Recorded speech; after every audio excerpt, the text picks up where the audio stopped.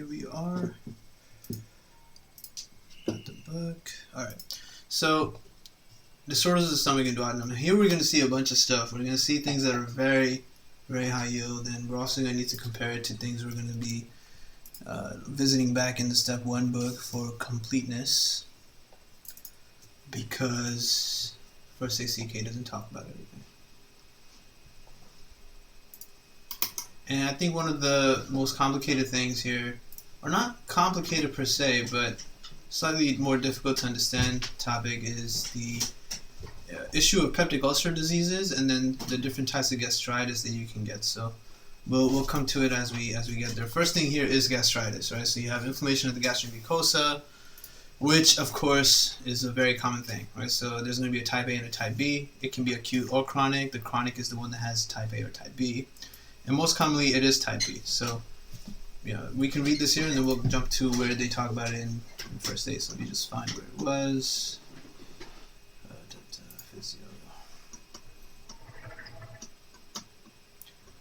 Oh, right here. Perfect. Okay. So, last time we looked at all the esophageal stuff. We looked at esophageal cancer. We're done with that. Now we're up to this stuff. So let's dive into it. Acute gastritis could be rapidly developing, superficial, or deep erosive lesions, often caused by NSAID use. So if you ever get a patient who they tell you is like taking regular prednisone or any glucocorticoids, that's one thing.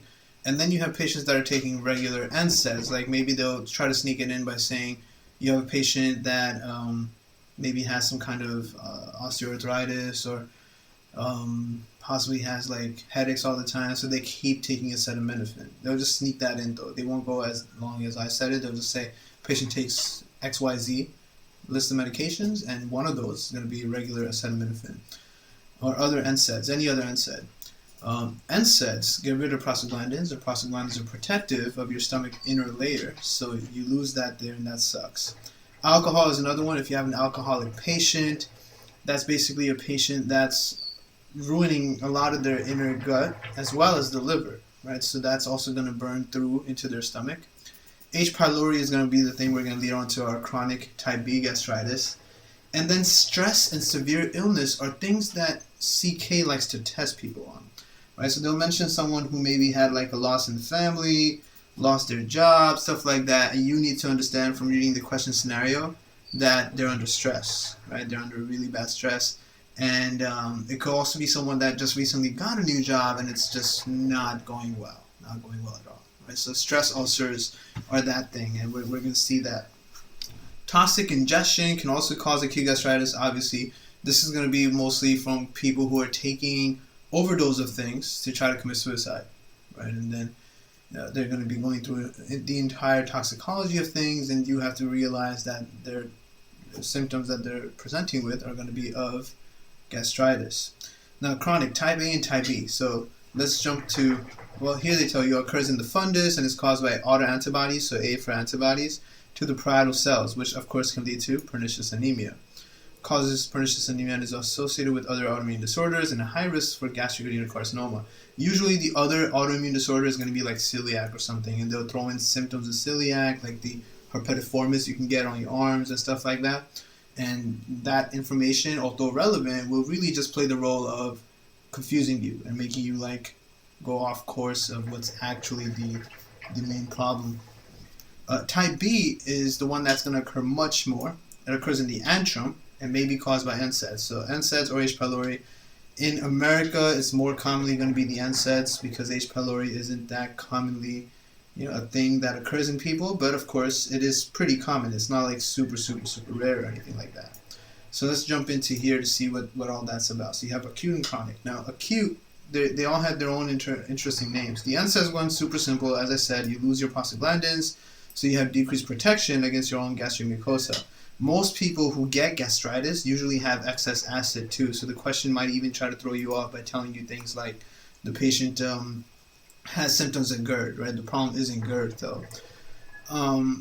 Burns and brain injury. These are things that often go overlooked in third world countries. So people get burns in third world countries and then end up dying because of mucosal ischemia. Even though they survived the burn, you healed their injury, you gave them the volume you repleted their volume and whatnot, but then you weren't able to think of the fact that all that hypovolemia can actually lead to mucosal ischemia. So what does that mean? So it means that this person got a really bad burn, they lost a lot of blood, they lost the blood supply to the stomach, and any organ that doesn't get a good amount of blood supply becomes weaker at what it does. If your stomach isn't getting enough of a blood supply, that stomach can't really handle its function of managing the acid, the HCl inside, right? So you get a curling ulcer. So this image is here because it's supposed to remind you of a curling iron, and curling irons are hot. So that was the memorization technique way in the beginning, and that's what they have in first aid too, burned by the curling iron. The other one that a lot of people miss out on in third world countries are brain injuries, right? So this is called the Cushing ulcer. This has nothing to do with Cushing syndrome or Cushing disease, nothing at all, but it's still under the same name, Cushing ulcer.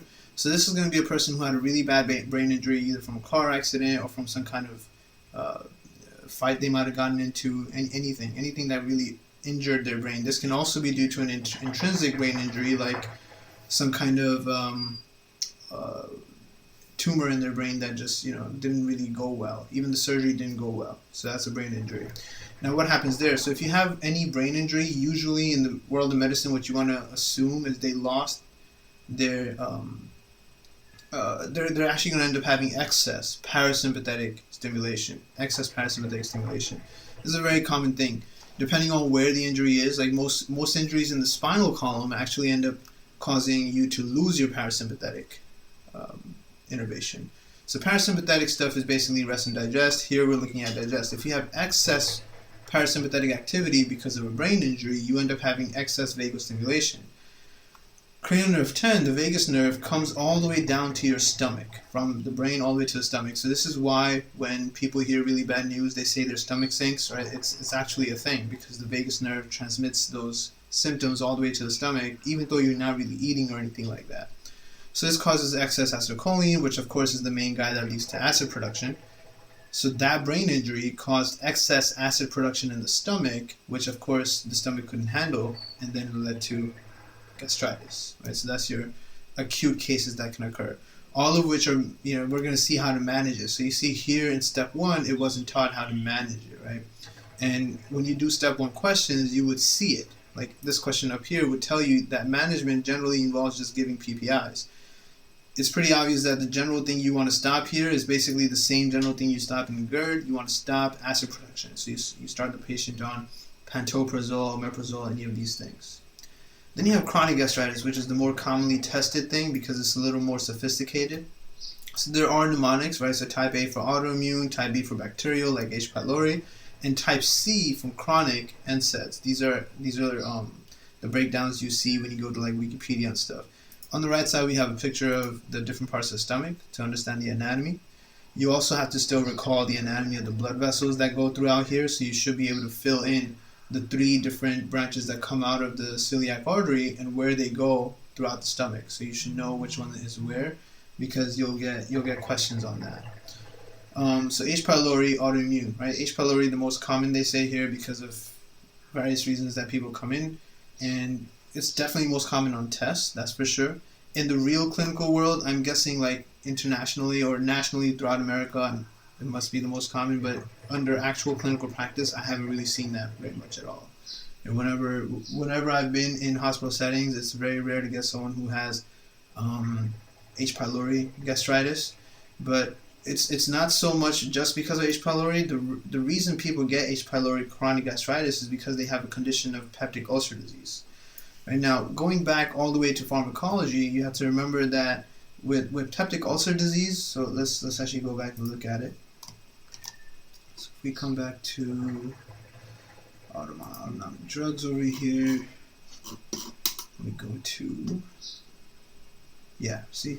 So giving cholinomimetic agents. Remember when we were looking at this stuff that we had to make sure we watch out for patients who have a history of COPD, asthma, and peptic ulcer disease, right? You do not want to give either one of these 3 types of patients any of these cholinomimetic agents because you increase acetylcholine. If you increase acetylcholine, that's the guy that's making all the acid in their stomach, right? So that's what's the relevant part for the peptic ulcers. The other 2 case scenarios have different things that are listed here because like if you have COPD or asthma, remember that M3 is the guy that causes bronchoconstriction, which you really wouldn't want in COPD or asthma. Here, you don't want excess acetylcholine, so you don't give cholinergic agents, and that can be something you can get tested on. Be very careful with that. And then you have to remember what part gets affected. So H. pylori basically lives right here somewhere in the duodenum, right? So you have your pyloric canal and pyloric antrum. They're named accordingly. So for you to remember that this affects the antrum first, right? So H. pylori is going to start from here, affect the antrum, cause gastritis here, then move into the body, assuming the patient doesn't really treat it or prolongs treatment, delays treatment. Type B, the autoimmune version of chronic gastritis, this one is autoantibodies, right? So A before B was the way to remember that right here at the bottom left. You can see A before B. H. pylori affects the antrum, then the body, and then autoimmune affects body. So you see the A and the B here. That's what you're supposed to remember. Autoimmune affects the body, which in general to me wasn't that big of a deal to remember, because any autoimmune condition is a systemic condition which affects your entire body, right? If you have any autoimmune condition, no matter how localized the autoimmune condition might be, the effects are going to show up in the entire body, right? So autoimmune affects body, H. pylori affects antrum, then body. So it's all in ABCD order, right? Not so bad at all. In the autoimmune version, patients might actually come to you not because they have any of these symptoms of gastritis. They might actually, most people that have symptoms of gastritis often tend to overlook it, not really be too concerned about it, until maybe they cough up, not really cough up, but like until they see blood when they go to defecate, right? So then blood in the poop is a problem. So they'll come in and you'll do their labs and stuff, and they'll be anemic, and then you need to wonder why they're anemic, and they're going to have multiple answer choices for why they're anemic.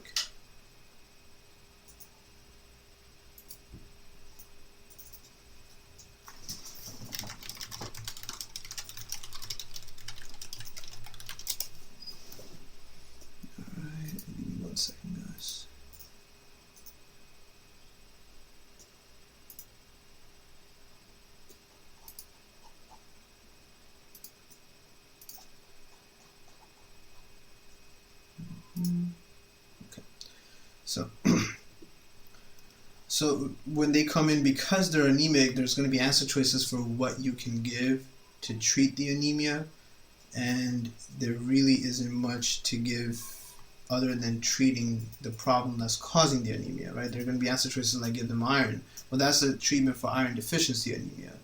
It will say give them blood, but then giving them blood isn't going to help either, because they're just going to lose the blood, right? And so on and so on. So none of that really tends to work out too well for these patients. What you would have to do is evaluate them to see if they have pernicious anemia. Right? Progressive destruction of the acid-producing mucosa leads to a loss of parietal cells, which are in here. Right? And that loss of parietal cells leads to a loss of intrinsic factor. Intrinsic factor is necessary to absorb B12, and so on and so on. So then one of the key things you often get tested on is that the decreased ACL, how are they going to present in terms of labs? You can get questions with the up and down arrows. They're going to have achlorhydria because they lost Cl. They also lost H+, right? They're going to have elevated pH, which is alkalosis, and so on. So let's come back to here. So now we're going to see the rest of the management stuff, basic treatment stuff, right? Stop the intake of anything that was exacerbating it, right? The cholinergic agents, if they're on it, NSAIDs, quit the drinking alcohol, give them antacids, which is usually what patients end up trying on their own because it's over the counter. And oftentimes it'll help them, but then, depending on what other comorbid conditions they might have, it might not help too much. Sucralfate is one of the things that covers peptic ulcers. It just protects the peptic ulcer from getting burned from the acid they're making in their stomach, right? So it's a helpful medication for some patient who has peptic ulcer disease. And then the mainstay is mainly just PPIs, giving omeprazole. That's the main thing here. Right? And on the side, they're telling you about the stress ulcers, right? The Cushing ulcers, H. pylori, and then the peptic ulcer disease. That's the main things right there. Here, they're giving you the test for H. pylori, which oftentimes they're going to talk about the whole CO2 test, right? The urea breath test. If they mention a urea breath test and it's a positive breath test, it's a very specific diagnosis right there. Right, so that's pretty important.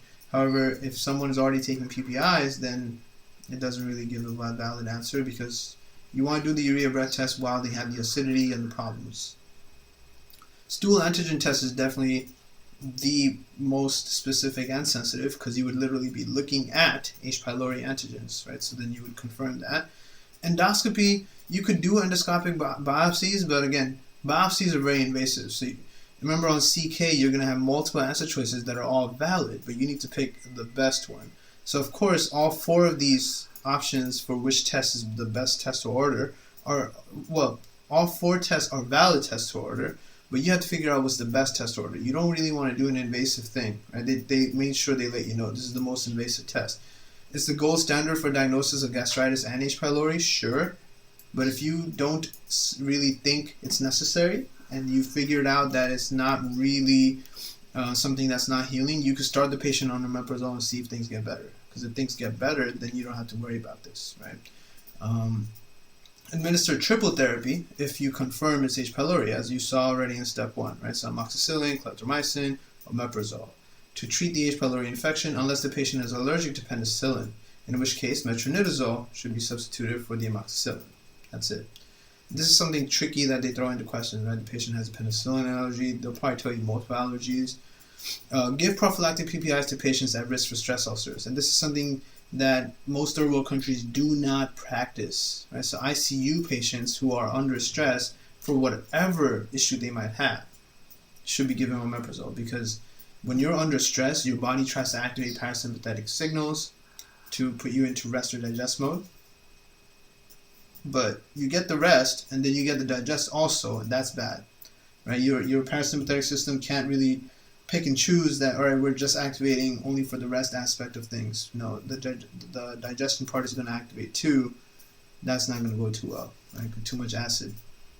Most patients in the hospital are on a controlled diet and on a very controlled timed diet. So then if they're releasing acid all the time, that acid is going to have nothing to burn but the stomach itself. Then the next topic is gastric cancer. Before we go to that, let's look at this question. This one was very iffy, because you had 50% of people that chose the correct answer, gastric mucosal erosion, but 40% chose a partial esophageal tear. So this question, people were confused confused in pinpointing the problem. Is it an esophageal problem or is it a gastric problem?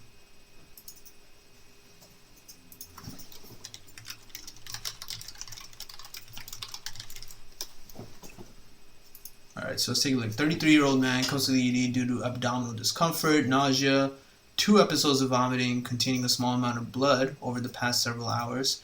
The symptoms all started this morning. He has no prior medical problems, has never had similar symptoms.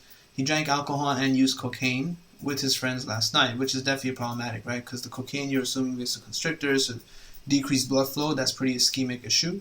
And then, of course, alcohol doesn't go well. This morning, he woke up with a terrible headache for which he took several aspirin tablets. So now you're adding more to that, right? Because now you have an NSAID, which also gets rid of the protective layer for the stomach. So 3 different insults to the gastric layer. So already up to there, it's pretty clear that the answer we should be picking should be something gastric related.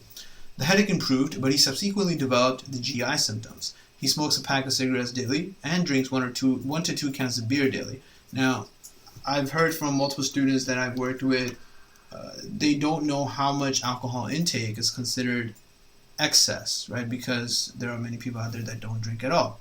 So to understand, him taking 1 or 2 cans of beer daily is normal. That's perfectly fine. That's not considered being an alcoholic. A can of beer, 2 cans of beer. Some people drink 3 cans of beer a day. The point where you need to start considering, is this alcoholic or is this a person that's into, is this alcoholism or is this an alcoholic patient, comes to anyone when they tell you they're finishing the entire 6-pack of beer every day. That's pretty alcoholic, right? Because it's sold in packs. You can either buy individual beer cans or you can buy packs, which are often in 6 to 8 packs. And if they're finishing the entire set every day, that's a lot. That's too much. So he has multiple issues, all which are going to cause insults to his gastric layers, right? The NSAIDs, the cocaine, which is going to prevent blood flow, the alcohol, he smokes regularly, he drinks regularly. Vital signs are normal. Abdominal exam reveals mild epigastric tenderness, which is another giveaway for the fact that it's not going to be an esophageal problem. No masses, no rebound or guarding because he doesn't have infection, right? And he doesn't have anything to do with any other part that would cause rebound.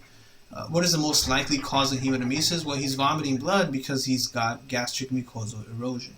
A partial esophageal tear, though, was a very close second answer choice, as you can see from the fact that this was a 50-50 between people picking right and wrong.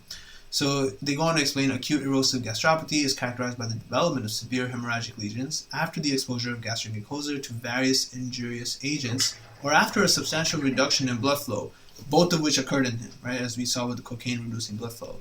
Aspirin decreases the protective prostaglandin production, and cocaine results in vasoconstriction, significantly reducing gastric blood flow.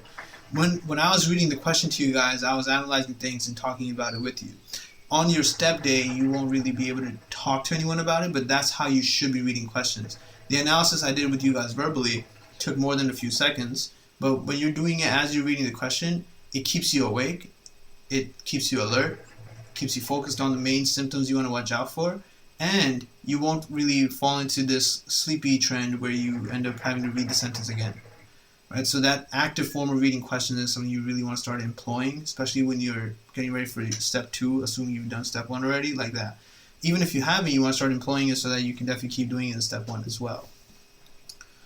They go on to say that all of that is going to mess up his mucosal protection. Right? In addition, aspirin and alcohol combined cause direct mucosal injury, which decreases the normal protective barriers, thereby permitting acid and other luminous substances to penetrate into the lamina propria, the layer, one of the layers of the mucosa.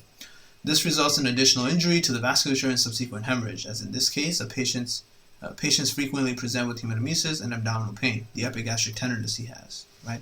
Almost often described as heartburn. A Mallory-Weiss tear, which is the other answer choice, partial esophageal tear, occurs in the distal esophagus at the gastroesophageal junction after repeat bouts of retching and vomiting, which he doesn't have because they told you in the question, and they didn't need to tell you this, but they told you in the question he's never had these problems before. Most questions, especially NBME, never really talks about things like that, right? They won't break it down for you that much because they want to give you minimal information, and you should be able to figure out the most plausible problem that might have occurred just by reading that minimal information. Patients typically have a history of multiple episodes of nausea and vomiting preceding the onset of vomiting blood, not concurrent with its first presentation, as in this patient. All right, so that makes that pretty good. Gastric cancer, another big topic that they've mainly just summarized because remember in CK, the majority of the issue is figuring out diagnosis and then figuring out the next best step for treatment.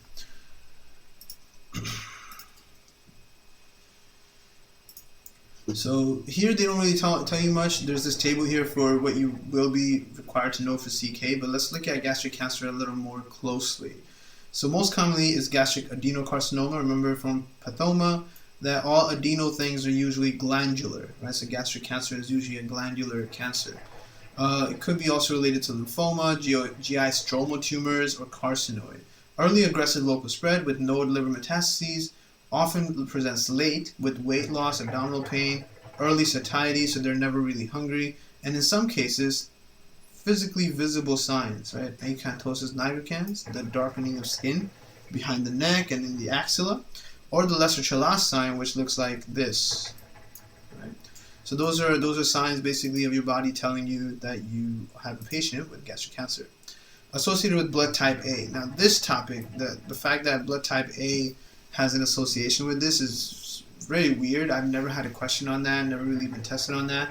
I just tend to remember it because I've looked at it so many times, but it's really weird. You know, who cares? That is associated with blood type A, but whatever.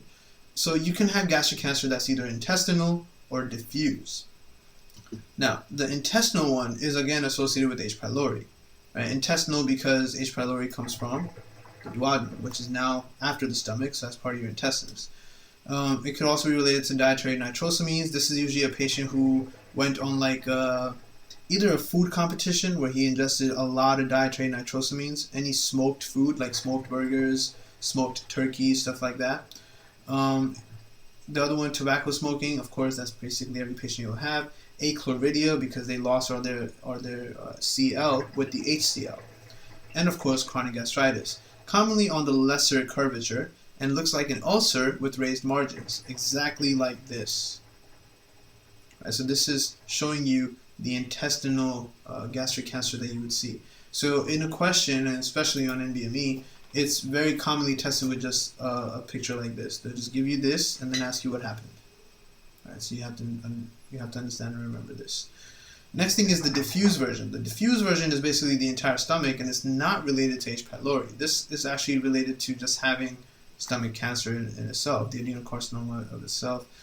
And you're going to see signet ring cells, which they show you in the book. I've put another picture here, lower magnification.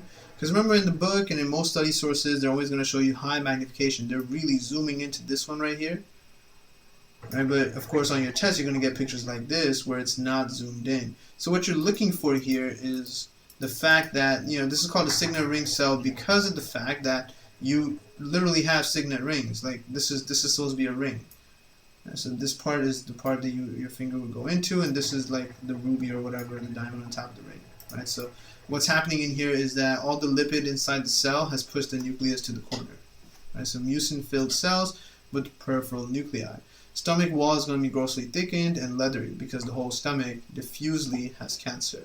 Now, what's more commonly going to pop up in questions in both step 1 and CK is these 4 other things on the side, right? You're going to get patients who have these things, and you as a physician have to develop a clinical suspicion for gastric cancer. So you can get a person with a Virchow node. It looks like that, right? Involvement of the left supraclavicular node by metastasis from the stomach. So if someone has a palpable left supraclavicular node, then it's not infection or something. At that point, you immediately want to rule out dangerous things like stomach cancer. You go ahead and test them for the stomach cancer at that point. Patient could present because of a Krukenberg tumor. This is very commonly seen in reproductive questions. Very good way to connect reproductive with gastric, two systems that are really not that closely connected. But the connections here are really just due to the fact that you have to remember GIT is a huge deal because it's actually an interconnection of all the organs, right? What you eat has to get to all the organs. So your GIT system is actually connected to all the organs.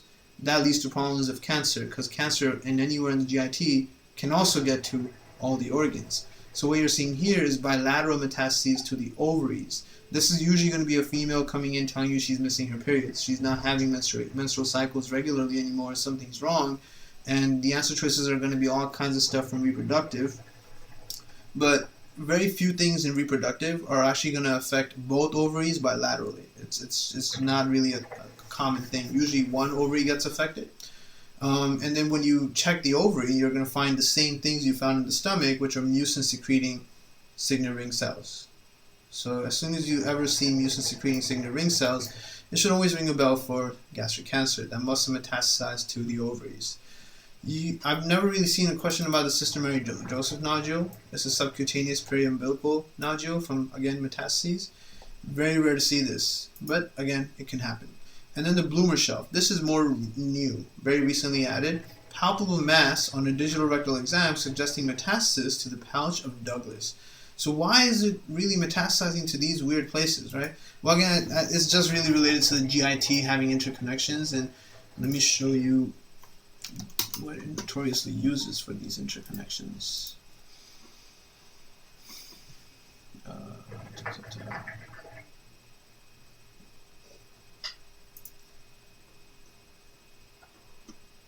Actually, we're going to see that at the end of trying to find that portal system image. So the main issue is the entire portal system. The fact that you have this portal system of venous blood flow moving around to literally everywhere. Where do they have that? The portal system. Oh, okay, here we go. So right here, you can see that, this is the reason you get the periumbilical Sister Mary Joseph nodule, because you have your para-umbilical vein as part of your portal system that brings it there, right? You have a lot of interconnections in the entire colon area, right? The whole colon is going to be there. They're only showing you one here, but there's many, so those connections actually then also connect to other veins that can bring things to the ovaries, so you see that. And then the reason it's left lymph nodes and stuff is because up here you don't really have much of a portal flow. It's not much of a portal flow. Up here, you're going to have the azygos vein taking care of everything, right? But the portal flow does come into it. And you see how this stuff, as we're looking at it right now, is on the right side of the patient. Right? So somehow up here, you don't need to know about it too much, but somehow up here, things actually move over to the left mostly, not the right side. The right face and the right arm in this area are all supplied by a whole different set of things. Right? And that's all discussed in immunology when they talk about the immunology, the lymphoid structures. Right? So you see here, when we look at lymphoid structures, you have all of this stuff coming from the bottom up and then mainly going to the left side of the patient. Whereas the right side has its own separate thing that was related to the azygos vein coming here. So this is why most of the stuff you're going to see in gastric cancer patients is going to be on the left supraclavicular area. Okay? So all of it is logical stuff, not exactly just happening randomly. Right, so that's your gastric cancer full understanding. Now here, in step 1, they didn't talk about too much about what to do, how to manage it, etc. Although you would often see it in questions. They would tell you what they did in the question, because step 1 questions are always preparing you for CK World. So here you see staging of gastric adenocarcinoma. The first thing you really do is an endoscopy. Patient comes in with symptoms of gastric cancer, you do an endoscopy. You need to do the biopsy because this is cancer, so of course everything is going to be invasive now. And you literally most accurately check and find out a confirmed diagnosis, because you can't mess around with cancer, right? You can't get a iffy diagnosis. And then if detected early, treatment is just surgical resection. But again, we just saw here that it usually presents late, right? Because early symptoms usually don't bother patients enough to do something about it. So patients get whatever symptoms they get in early gastric cancer, and it's usually going to be some bloating, possibly vomiting blood. But the vomiting blood part usually occurs much later, and that's when they see the blood and they freak out and they come in.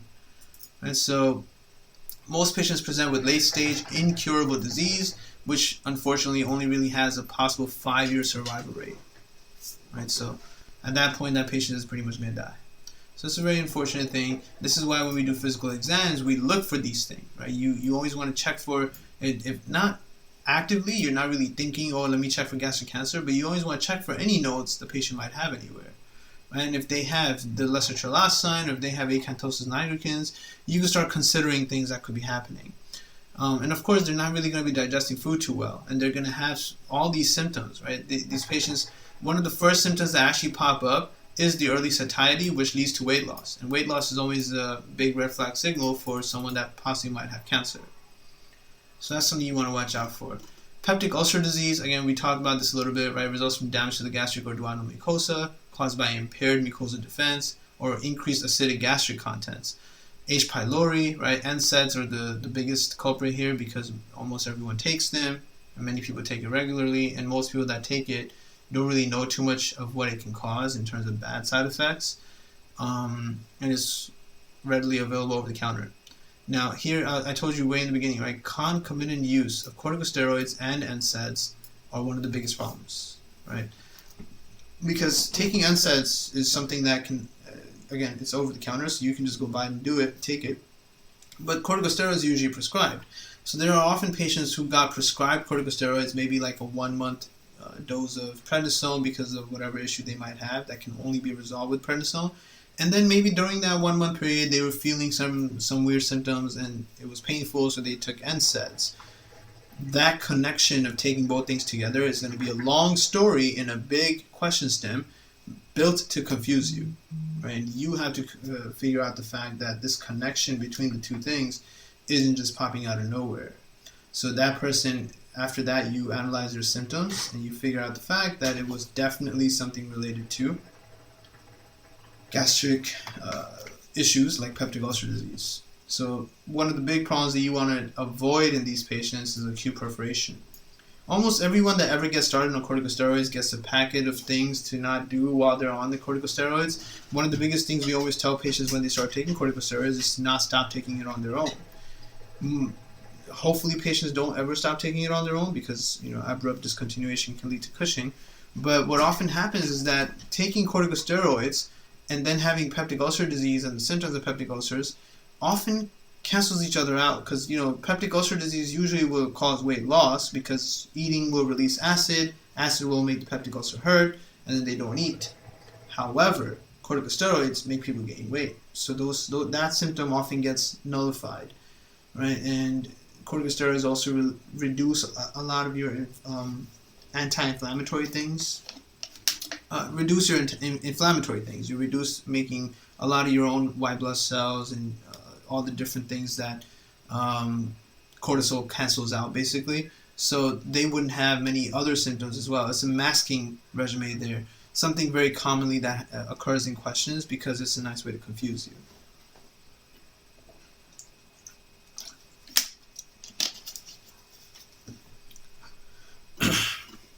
So of course, again, if someone has peptic ulcer disease, as we saw earlier, you could do an upper endoscopy with biopsy. That's the most accurate test. But that's not always the correct answer choice. Not always the correct answer choice because it's so invasive. Usually people coming in with peptic ulcer disease, you'll have to see if the, you might not know they have peptic ulcer disease, so you'll just start them on omeprazole and see if it got better. And when the omeprazole doesn't make things get better, that's when you really think, oh, yeah, then it must be peptic ulcer disease. In the question, they might tell you that the patient took omeprazole. You can buy omeprazole over the counter also, and it didn't get better. So at that point, yeah, it's a different scenario. If perforation is suspected, this is something that STEP loves. If perforation is suspected, perform an upright chest x-ray to evaluate air under the diaphragm. Right, so here you could see you have the liver. Alright, so this line must be the diaphragm, right? And then of course on this side is mainly the heart. And there's multiple issues in this diagram. Remember how I told you guys that to see if a person has either cardiomegaly or displacement of the heart, you can always take this angle here, right? This angle that occurs between the clavicle and the rib cage, and pull a line straight down. And if the heart passes that, then it's either cardiomegaly or the heart has been displaced. In this case scenario, the heart has been pushed to the left a little, so it's passing the line I drew, right? And that's because there's air here. There's a lot of air under the diaphragm. There shouldn't be any air under the diaphragm because all the air is supposed to stay in the lungs, which are above the diaphragm. So the fact that this happened must mean that there must be some perforation in the stomach down here, which is causing air to leak out. Air goes up, so that's why it's going to the roof it can go to, the roof being the diaphragm. Right, that's really problematic. That's not good. So this is an upright chest x-ray showing free air under the diaphragm. Now, STEP won't be as nice to you. So here they're being extra nice to you. This is a really long line of air here, very clearly visible, very obvious. It won't be that obvious on STEP. Oftentimes they might just tell you there's a wide mediastinum or something, or that the axis of the heart isn't looking right, because clearly it's been pushed away from its anatomical position. So those are things you'll see, and at that point, that's pretty problematic. That's really dangerous. So you have to go ahead and do more. See, so that's why acute management. When you get to treatment, the acute management jumps right to talking about what happens if there's perforation. If there's no perforation, right, then the treatment really just involves treating the H. pylori, if there is H. pylori, and then treating the acid release and preventing more acid release with just omeprazole. So those are pretty easy to handle. Once perforation occurs, now it's potentially a surgical emergency. So they tell you here, if perforation is suspected, perform the x-ray, you'll see it. Right here already becomes a bit difficult question. People are often hesitant in picking the answer choice, just do a normal x-ray. It just feels like it's not what people think of. And students definitely often get very intimidated by picking that answer choice. They want to pick something more sophisticated. But to see air under the diaphragm, all you really need is just a normal x-ray, which is cheap to do, quick to do, easy to evaluate. Right? You could consider CT, and this might be an answer choice as well. Both answer choices could pop up in the same question, because remember, the game that multiple choice questions are playing with you is the game of picking the best answer, not the correct answer. So initial test is x-ray, then you could do a CT if necessary. Right? If the x-ray doesn't show perforation, but you really think there should be a perforation, you go ahead and do a CT. And once you see it, once you find it, you have to do surgery to get rid of the air. It's not going to disappear by itself from there. Right? Carefully monitor blood pressure, because if there's perforation, there could be blood leakage, there could be loss of blood. Hypovolemia will cause blood loss and decreased blood pressure. Right? Rule out any active bleeding. Serial hematocrits are necessary. Keep checking their hematocrits. Rectal vault exam. to see if they have rectal bleeding, nasogastric suction, and monitor the blood pressure and treat with any IV hydration, blood transfusions, and PPIs, of course, right? Because you don't want more acid to keep coming out. PPIs are the mainstay of treatment, almost everything up to the stomach, esophageal and stomach problems, as well as duodenal problems, like we're looking at right now. You use PPIs. Long-term management, after everything is taken care of and they're okay now, you have to tell them to not take certain things that can worsen this. So no cholinergic things because that increases acid, no NSAIDs because that gets rid of your prostaglandins and the protective layer, and then you just protect the mucosa. So not so difficult to work with here, and discontinue. The main thing being the discontinuation of any exacerbating agents, alcohol, tobacco, cocaine, whatever else it might be. Last thing is Zollinger-Ellison syndrome, which is a rare condition characterized by gastrin-producing tumors in the duodenum or the pancreas, leading to excessive secretion of gastrin and recurrent or intractable ulcers, right? Ulcers that keep happening. This is going to be something that's unresponsive, recurrent, burning abdominal pain, diarrhea, nausea, vomiting, fatigue, weight loss, all kinds of issues. It's a whole conglomeration of everything that could possibly happen to them in a GIT problem. Diagnosis is by looking at their fasting serum gastrin levels, and then the fact that when you give them secretin, which is supposed to decrease gastrin levels, after giving them secretins in the ZES patients, it actually further increases their gastrin levels, which is very pathological, right? There's never a reason for gastrin levels to really increase unless the person's eating. This is why you're checking the fasting level, and even their fasting serum gastrin level will be high to begin with. Now, Zollinger-Ellison syndrome, as soon as you find it, you immediately start thinking, do they have MEN type 1? Because then you have to start making sure you rule out MEN 1, you rule out all the other problems in MEN 1, as we already looked at. MEN 1 had the most different things happening, right? Insulinomas, VIPomas, all these things. So you need to make sure they don't have any symptoms of any of those things.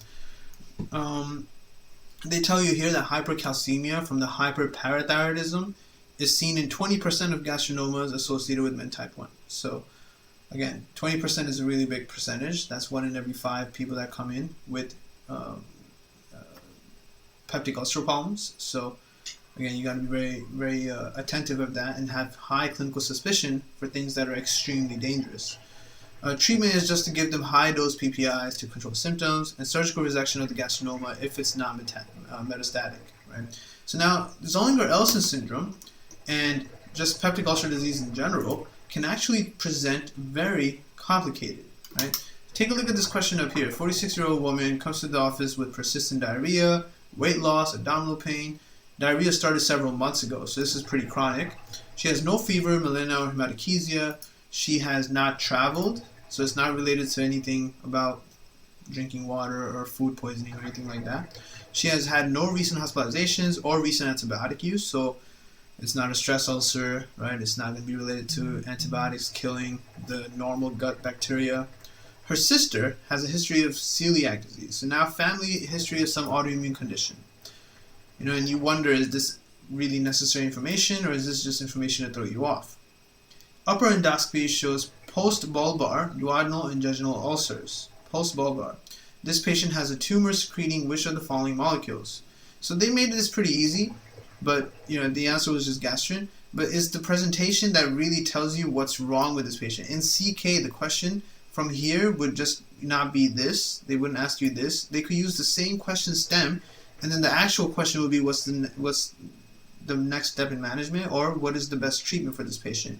And as you can see here, for peptic ulcer treatment, it was mainly just giving whatever for H. pylori, whatever for any acidity, but mainly we were checking for perforation.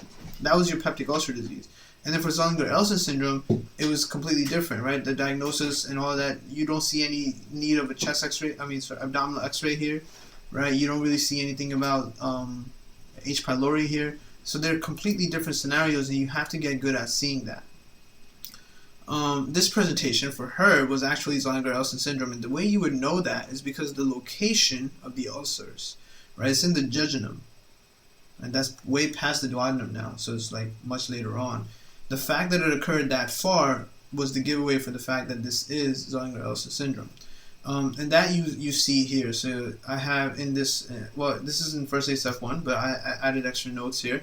So you can see with the gastric ulcers, which are in the stomach, is usually because of H. pylori, or the autoimmune version that can also cause pernicious anemia, either one, right?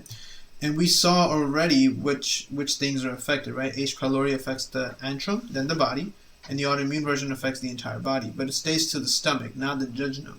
With duodenal ulcers, it actually can go, right, pretty far, and that's what we're looking at right now. If it goes distal, then it's Zollner-Elsa syndrome, right? And it's only in this version, it's only in the Zollner-Elsa syndrome version where when you give them secretin, you actually end up causing more gastrin release.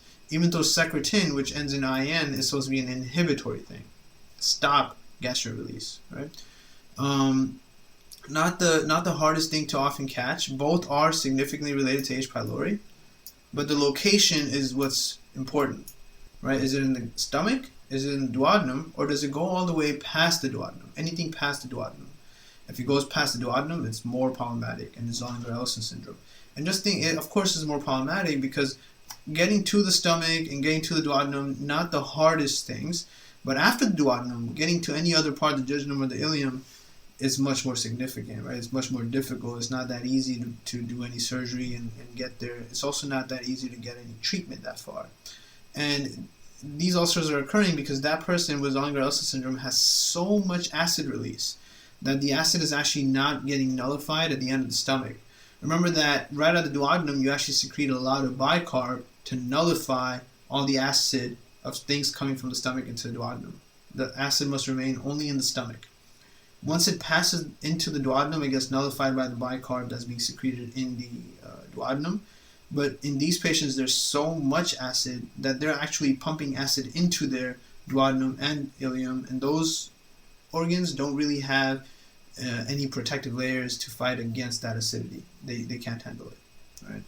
So that's something you're going to want to watch out for. And then we saw the complication, the main one being perforation. Here you see a different x-ray.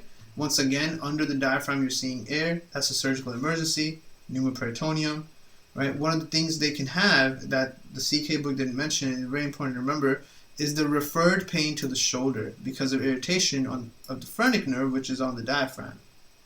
Right? So it can be both shoulders, one shoulder, either way you care. Same symptom you see in a patient with who's getting an MI as well, right? Referred pain in the shoulder. It's really important to watch out for stuff like that and connect the dots. Okay. After that, the next thing is all your disorders of small bowel. This is a very big topic. So this is something that needs to be covered in one sitting. It's going to be a lot of stuff we're going to be looking at it, so I'm going to do that in the next session. But in this disorder of small bowel, one thing I want you guys to be ready and look at it before our next session is the complete understanding of the last thing, small bowel obstruction. This is the big topic right here, small bowel obstruction. This is also in step 1, but in step 1 they don't really refer to it too much as SBO. In CK it is referred to as SBO regularly, and there's many presentations of it, right? So I got all these extra x-rays here to show you small bowel obstruction versus ileus versus many other things. And I'll be honest, if I was to give you this x-ray or give you this x-ray, it's very hard to really truly figure out what's happening just based off of the x-ray when you're new to this. When you get better at it, these x-rays do a great job showing you what you're looking for. And we're really gonna break this down in the next session because it's pretty intense and it's really important to catch. But what you're seeing are something referred to as air fluid levels. Air fluid levels are very high yield. You see how that's a flat line right there?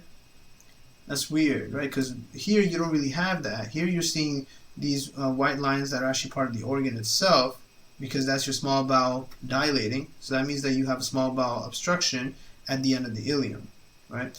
Whereas here you have a different kind of thing happening with the small bowel obstruction, and you're getting these air fluid levels, which means that somehow air has really just infiltrated the rest of your entire small bowel. And air wasn't supposed to go down your esophagus per se. Air goes into your trachea and enters your lungs, not into your esophagus and all the way to your intestines. Right? So we're going to see a lot of that when we look into that and really just understand how to catch it. We're going to see a bunch of practice questions and whatnot. To wrap up for today, let's look at that last question that was right there. So there's this thing right here with the The correct answer was just to do a CT scan, but 30% of people chose H. pylori testing. And this is the kind of stuff that CK is notorious for, because they're both probably most likely relevant, and oftentimes multiple answer choices will be the correct or relevant answer choice, but you have to pick the one that's more related. So this is a 65-year-old man. Already that's something that you flag, right? You underline that. Comes to the physician with a 4-week history of weakness and vague postprandial epigastric pain. His past medical history has nothing. He doesn't take any meds. He does smoke and drinks occasionally. Fecal occult blood test is positive. So anytime you get an elderly person with fecal occult blood test, you immediately, in the back of your head, immediately think colon cancer. Right? And that's something that you always want to examine, right? If you get an elderly patient that comes in with anemia, the first thing you want to rule out is colon cancer. And we haven't been told anything here about his history of getting any colonoscopies done, but we keep reading the question. They jump right to talking about a gastroduodenoscopy. The fact that I thought of colonoscopy and colon cancer and stuff, and then the question doesn't talk about colonoscopy, is my method of knowing I'm no longer going to think of colon cancer, and I'm not going to pick any answer choice related to colon cancer, because this question probably had some. Gastroduodenoscopy shows an antral ulcer. Remember your A before B mnemonic. If they have an antral ulcer, then you have to figure out what's causing it, right? Autoimmune things affect the body. So then this usually isn't an autoimmune condition if it's affecting the antral or the ulcer, so it might be H. pylori. 4 of 7 biopsies taken from the margins of the ulcer are consistent with adenocarcinoma, so it's not H. pylori either. This is stomach cancer in the antrum of the stomach. What is the most appropriate next step? So 30% of people jumped right onto picking H. pylori testing, which, now that we're reading the question and hearing my input on the different parts of the question, it just makes no sense, right? CT scan was the correct answer. For adenocarcinoma of the stomach, treatment options and prognosis are determined primarily by the disease stage at the time of diagnosis. And remember, stomach cancer issues, as we said, present late, often with metastasis. Surgical removal of the affected tissues is the mainstay of therapy. Thus, early detection of gastric cancer improves chances of them basically living, right? And if you can't surgically remove it because it's diffuse cancer or it's just very late stage presentation, then they're gonna die. So there's nothing you can do at that point besides end stage life treatment to just make their life any better than possible, right? They go on to tell you that, but 90% of patients with gastric cancer are diagnosed at advanced stages, at which point radical resection is very complex and usually useless. It'll just make their life much worse, and they're going to be going through all these procedures that won't really save their life. For this reason, evaluation of the extent of cancer is key. This is why you would pick CT scan. A CT scan of the abdomen and pelvis is commonly employed for disease staging and is sensitive for revealing metastases, especially in the liver. Depending on CT findings, additional staging procedures such as laparoscopy, endoscopic ultrasound, chest CT, or a PET scan can be done. But H. pylori had nothing, we had no reason to check for H. pylori in a person with adenocarcinoma. Think about it. Adenocarcinoma is far worse than having an H. pylori infection. So if somebody clearly has something that bad, why would you check them for something so simple? Right? It's like if a person came in with really bad disease, you wouldn't go ahead and do a nasal swab to see if they have like something like the flu, right? It's just unnecessary. You would evaluate for whatever's wrong with them and things that could be worse than what's already wrong with them. Here, they have adenocarcinoma of the stomach. Now we need to evaluate the other thing that's worse than that, which is metastasis, because at that point, surgical resection of that one area wouldn't be that significantly helpful. H. pylori eradication does not cure gastric adenocarcinoma. The only cancer you can cure with eradication is the malt lymphoma. That's a cancer that's curable. The other cancer that was curable was the one with vitamin A, right, with the leukemias. So you see that when you get to immunology. Hem-onc, I mean. So those are the only 2 cancers that are actually curable. And their cures are very weird, but it's because of the pathophysiology of the cancer itself. So definitely no reason to fall into some of these traps we're seeing here. Every question that we've looked at together that had this 50-50 breakdown, even in the beginning right here, didn't really make sense. I'm not sure what they were thinking of with the 40% of people that chose partial esophageal tear, when clearly gastromucosal erosion was a much more likely answer choice. And then, of course, the explanation is they weren't really thinking because they didn't have what to think of, right? They didn't have the breakdown of the knowledge base that we're developing when we read these questions together, right? So keep that in your mind. Make sure you know how to think of these things. Make sure you do these evaluations of patients as you're reading the question. Keeps it active, keeps you awake, keeps you persistent on the correct diagnosis. And like I thought of colonoscopy, and then I read the next word is gastrocolonoscopy, it saves you from making the mistake, right? Because if you don't think of these things, and then you read the answer choice, perform a colonoscopy, you might fall for that. Why? Because you see it. You see a person who's 65 and has fecal occult blood test is positive. Do the colonoscopy. That would be the wrong answer choice though, because he has gastric cancer, not colon cancer. All right. So that's a very important tool. And then in the next session we meet up, we'll do disorders of small bowel and pretty much wrap up all of that as well as the large bowel. Both of those are very closely linked and intense topics that I'm going to wrap up in the next session together in one video. Thanks a lot for joining, guys, and enjoy your weekend. I'll see you guys on Monday.